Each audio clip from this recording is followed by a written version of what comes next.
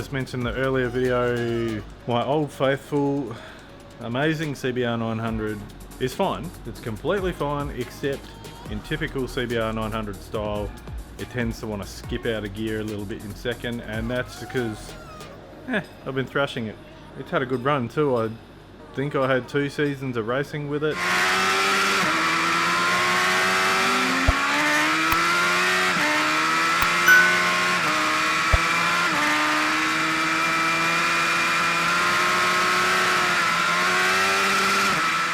And before that, it was doing the same thing, but before that, when you could actually still get them, I managed to get a brand new set of gears from Honda for this. So I don't think everything in it's trashed, so the goal is to pull it all out and check what's good. Thankfully, I have a spare gearbox, which I pulled out of a dead engine, which seems to be really good. I do have some plans for this.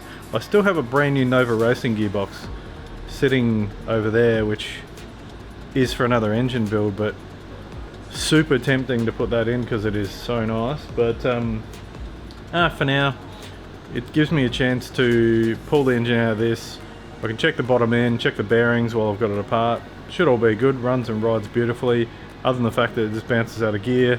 And with it jumping out of gear, I had to sort of soft pedal it and ride it, you know, short changing it and stuff like that, and be nice to it in second. And to be honest, I'd rather just give it heaps. So yeah, I'm gonna pull the gearbox out and painstakingly go through and check everything, and then take it to an expert gearbox friend of mine to do some cool stuff to it. But let's just get the thing out first.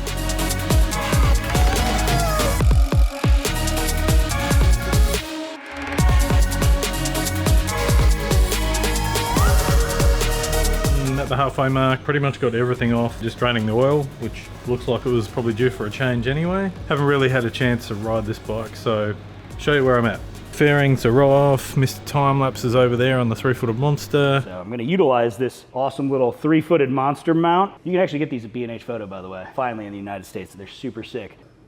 And I am just draining the oil, so it's a bit grey in there, a bit hard to see. But as you can see, this is the head that I got years ago, and then I got tidied up by Trevor Birrell, but this is looking pretty schmick still. Nice ported head. Didn't really add any power. I mean, standard compression, standard cams. See on here, Hallam Boys Superbike, 8th month in 1999. This was the head that was on the bike that they gave away. The engine was a 970cc engine, but that engine got damaged in a stunt bike. I had it, it was pretty screwed, but it still ran, so I just got rid of it and kept the head. So anyway, I managed to pick up this NRC engine cover a while ago, and yeah, pretty nice bit of gear. Radiator's off. Shout out to Joey Dunlop Foundation. Nice people there, look at that. And I actually will be changing the brake master cylinder while I've got this apart too. I wasn't really happy, and I need a new screen because the brake fluid somehow got out of there and made a mess of the screen. But anyway, that's like a Honda master cylinder, not that great. I had a brand new Brembo master cylinder which I didn't think I was going to use, and I sold it for less than I paid for it. I'm an idiot, so I need to get another one. But yeah, I'm going to put a Brembo one on there. Hey, I mean, it's got Brembo calipers on it anyway, so it'll make it much better. But yeah, pretty much I'm at that point now where the engine is ready to drop out. I've got the 3 main bolts here. There's 1 on this side, 2 on this side. If you own a Honda Fireblade, always remember that there is a spacer in here, or washers if somebody's lost the spacer, because that's how they get the engine in. Basically, it bolts up hard against that side of the bike, and then the spacers take up the room on this side. And then this adjustable nut here does as well. Factory tools like this are very good for swing arm castle nuts here. Or if you're me and you're a tight ass, or you can find one at the time, you make one with an angle grinder, which has had plenty of use and works really well. So beautiful. So anyway, I'm literally at the point now where I just let the oil drain for a little bit more, and then I can put the sump plug in and drop it down. Start stripping some stuff off here. I'm not sure if I'm going to do this on this bench or on the main bench over there. It just depends on how strong I'm feeling later. Maybe on this one, because this one's nice and easy to wipe up. It just means I've basically got to pull the bike off around the engine, which shouldn't be bad, because once you take the engine out, they don't weigh that much. We'll keep Mr. Time-Lapse going. I'm going to throw the tunes back on, drop the engine out, and then hopefully the next part is me pulling it apart. Part and part. Anyway.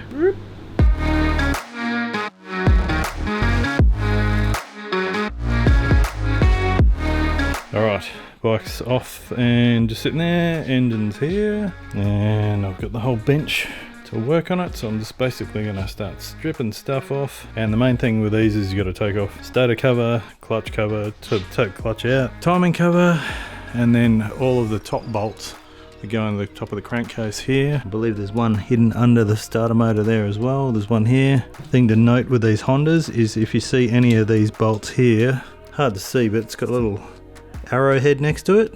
They're the ones that have the copper washers on them. So hot tip for working on Hondas. Not taking the head off, that's going to stay, but unless I find something weird, but it should all be good. But I'll take all the water pump and hoses and everything off it, just get them out of the way for the meantime, because I may actually put silicone hoses on this anyway. Let's start ripping it apart. I might actually change the GoPro angle. It's getting a bit boring up there, isn't it? Okay, top bolts, covers, sump, bottom bolts, and then we can see what's going on with this gearbox. Alright, so there's the engine, it is out. I've got the covers off. There's the head ports. But the one thing with this engine that's made this so much fun to ride, well, two things actually. It's pretty much stock, this engine, except got a 2-degree ignition advancer here from Factory Pro, and also from Mr. Spalding over in the UK, a Sigma clutch. And this is a Sigma slipper clutch. I have another one up on the shelf there ready to go for another engine, but absolutely brilliant. Makes the bike so much nicer to ride, and it's also a very, very nice bit of gear. It does say Triumph 675 on there, but I think the crossover between these two means that it will go into CBR900. I think the main thing I had to do, and this is ages ago I put this in, was I had to change one of the steels to put a thicker steel in it, which I think was the CBR954 one. But I can have a look when I get it out, because I'm going to pull the clutch out anyway to have a look at see how it's going. It seems pretty good. It was really good when I was on track last. I was still changing gears and doing wheelies and all sorts of fun stuff like that. Just the bits underneath in the gearbox. I think the dogs on second gear are a bit worn, so yeah, other than that, get a bit of a little clean up here before it goes back in the bike. But yeah, we'll see. Maybe I should have cleaned it before I pulled it apart, but oh well. It's going to get cleaned and wiped, and the bottom case will all get cleaned up anyway, so yeah, might even vapor blast it, so we'll see.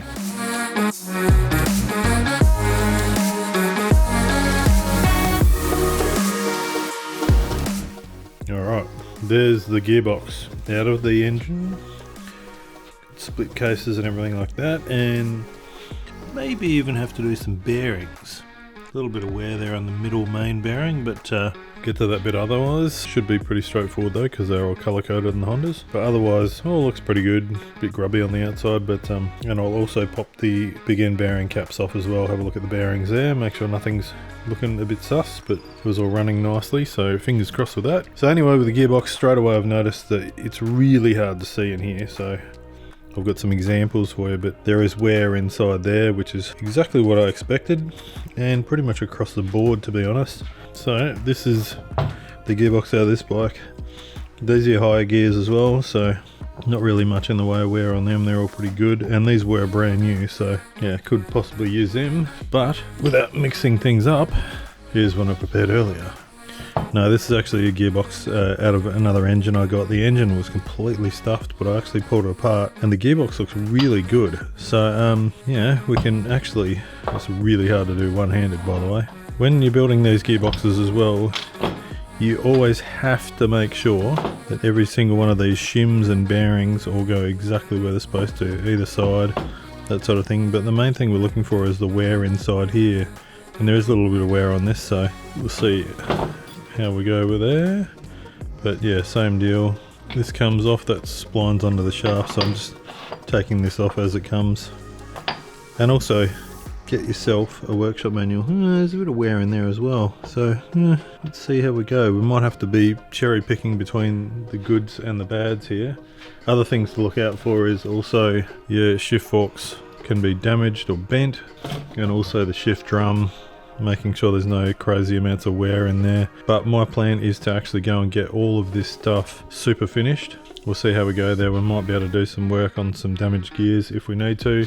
Over here, this is the Nova Racing gearbox. This is absolute work of art. Completely aftermarket gearbox. And without being able to mess around too much. It's really hard to see in here, but the design is so much better than the factory one. The dogs are enormous. The way they slot in isn't just like a little tab, it's quite solid engagement in there, which is awesome.